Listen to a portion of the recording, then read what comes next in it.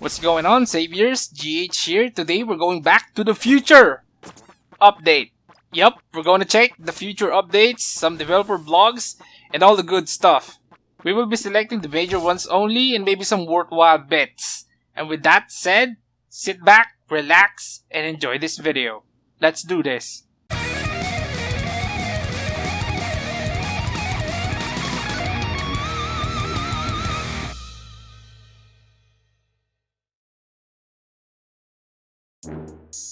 We're going to start with the White Witch developer blog, and here we are. This is how it's gonna look. It reminds me of Stogas Plateau, because it is Stogas Plateau. And here is more shots, and here is the first boss of the White Witch what? White Witch Forest? Okay, Forest. Here's the raid boss. Looks like he's gonna force whales to spend more money. And here's the boss attacking. Rawr! Buy some TP to defeat me, you weak ass freeloader! And here's the second pattern of attack. Rawr! I told you to buy some TP or else die! And here's the White Witch with her swooping animation. And there she goes with her energy bolt spams. I'm really feeling that this raid boss is gonna take a while to kill. What else do we have here? There's gonna be a new unique grade equipment. We already know that. And here is more shots of the raid boss. And at the last part, they say that we're gonna get the new legend grade equipment. Okay, this is where people will either shit their pants or crap their pants. Because this is more grinding and more spending. Guys and gals, this is coming soon. It has to, or else the game will sink again. I just wanna say that your current legendary gear will not be as valuable in the near future. So do what you think is the best course of action. That's all I can say. And that's the developer blog. Now let's take a look at some of Krivok's translations. Just a reminder guys, most of the translated stuff might be inaccurate in a way. Translating stuff is a difficult job, so make sure to thank that guy for bringing us some of the hype. Anyways, after the White Witch Forest, the most notable thing next is the new Teliavilis Tavern Lottery. Another gambling thing. I've seen people gamble for this. It seems like it's not worth it. And it's not gonna change the prices of the seals. For sure, this is gonna be reworked because it's way too difficult to get one fragment. And you're gonna need, what, 5? 10 fragments to make a seal? That's not well thought of. It seems like they rushed a feature that they didn't think of that much because it's not worth it. No. The next one is the Artstone fragments. It's not stated here how we could get it. But if my eyes didn't deceive me, I think I saw something on the Goddess Scam Gambling event. In my opinion, the Artstone will still be very expensive, even with these fragments, because getting the second tier of rewards from the Scam Goddess is not easy. You're gonna spend a lot of money, and it's most likely you're not gonna get it. If these Artstone fragments can be obtained through the different contents, that's gonna be a different story. That might lower the price. Anyway, the next notable feature update is the Boruta Seal Fragment, which we already talked about, but according to this, we need 10 pieces, which makes things a lot worse. I thought it's gonna be 5. No. Let's go back to the developer blogs. This one is titled New Vibora Weapons, Guild Quest, Ancient Being Adjustments, and Other Development Plans. Let's check it out. The first one is the Cryomancer Vibora weapon. It seems like when you freeze someone, you get a buff. And you can use that buff to trigger this Gust spell by basic attacking. I hope this will increase the usability of Cryomancers, because I haven't seen anyone in a while. Everyone is Pyromancer. The next Vibora is for Ardito. When it comes to the stat, it seems very regular. And as you can see, if you have this dagger when you're using Taglio, you will carpet bomb the surrounding. And what is this? The grenades of carpet bombing do only 50% damage to bosses and characters. Oh no, oh no, no, no, no. This means it will only be useful for mobbing, like in challenge mode. Third new Vibora is the Rogue Vibora Dagger. The stat seems okay, that's what you're gonna need to burst damage someone. The effect on the other hand is very sketch. I don't know about this. If they increase the skill factor, then maybe. Blah, we need to see it. The last Vibora they are showing is the new two-handed sword Vibora. Oh no. Don't tell me this is another Blossom Blader. Oh no, scratch that. It's a Highlander Vibora, which is Highlander skill factor right now is not good, but the immortality art on the other hand is very useful for taking a hit on legendary raids. This is very interesting because if they are planning to rework Highlander or slightly buff it, what would you replace in the current meta? That's a very good question. Probably Barbarian, right? Anyways, number 5 is improvement to the previous Vibora weapons. Yup, everyone, they are going to change the current Vibora we have because now they figured out that it's not really that impactful, so they're buffing it for the better. The next notable thing on this developer blog is the challenge mode stage 10.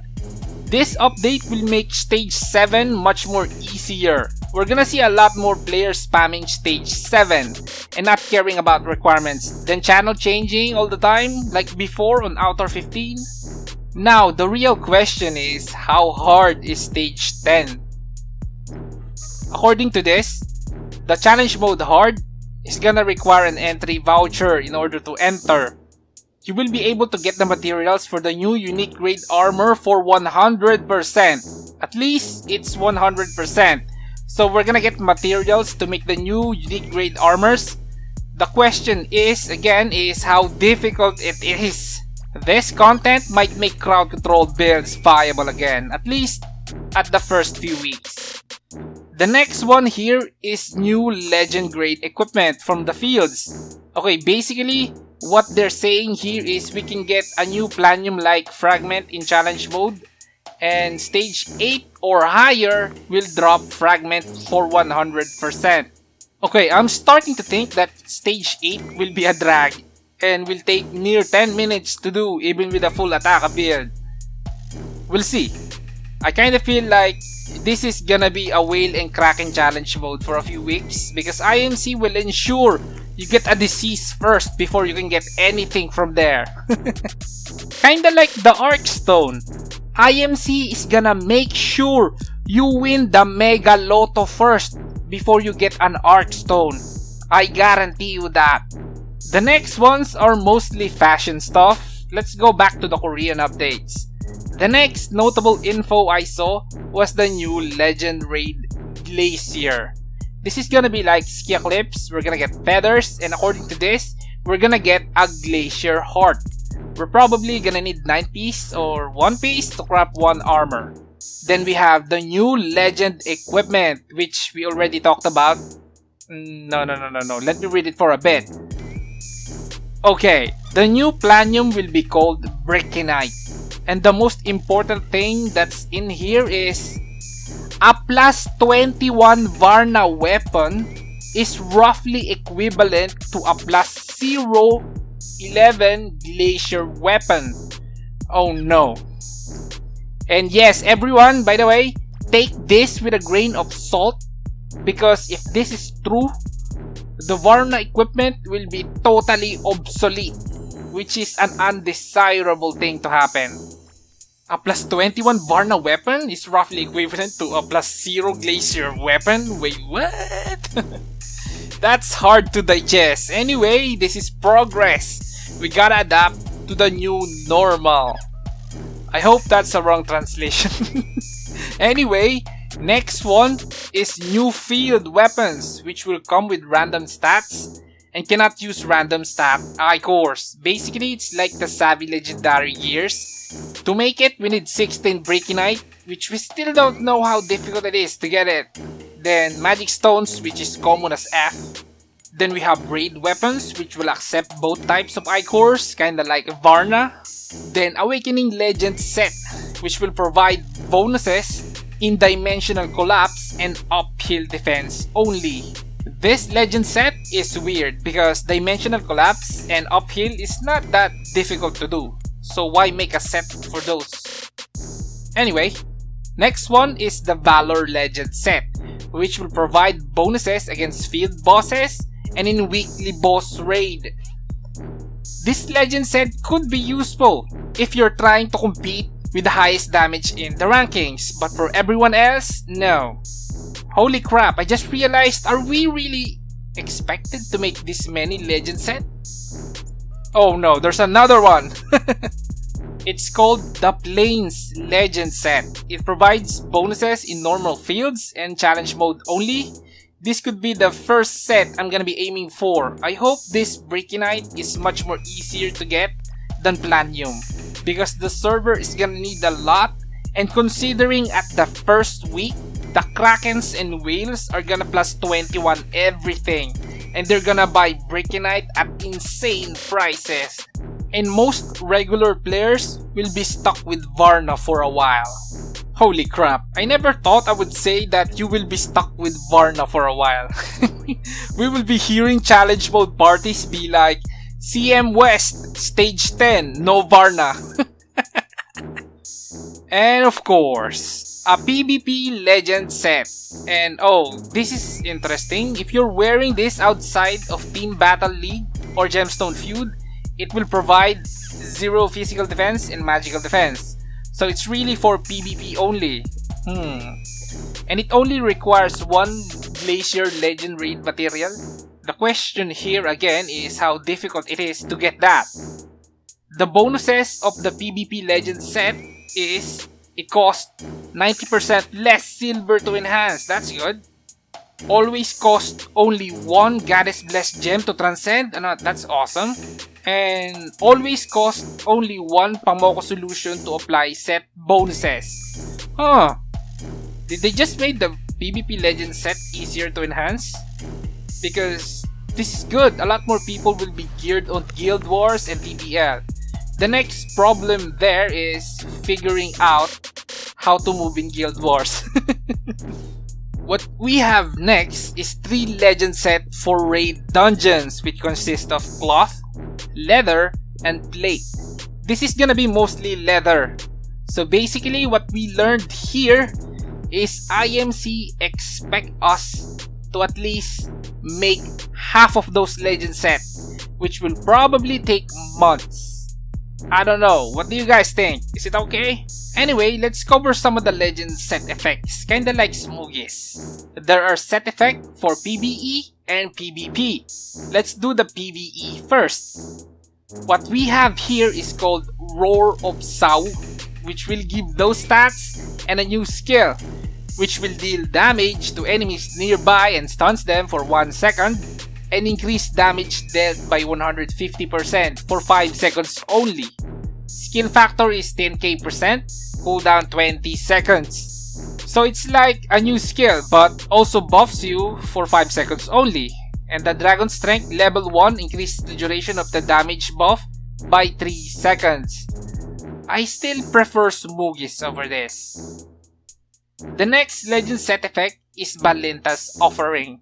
Increases damage dealt by 175% for 30 seconds after use, and Slash, Pierce, and Striking skills heals you for 20% of your HP recovery stat, while other damaging properties heals you for 10%. And the heal has 1 second cooldown. And at Dragon Strength level 1, damage bonus is increased to 250%. This is not as far away from Smoogies, but the healing while attacking is sure gonna come handy. Wow, this is looking good for Smoogies. It's just the stats for these new ones are better. Okay guys, we're gonna cut it here. I will be doing the next part in the future. What do you guys think? Are you ready to farm this many legend grade set? Is your body ready? Share your thoughts in the comment section down below. And if you like the video, hit the thumbs up, share, and then subscribe to be part of the Gaming Hardcore family. And as always, This is Gaming Hardcore. See you in the next one.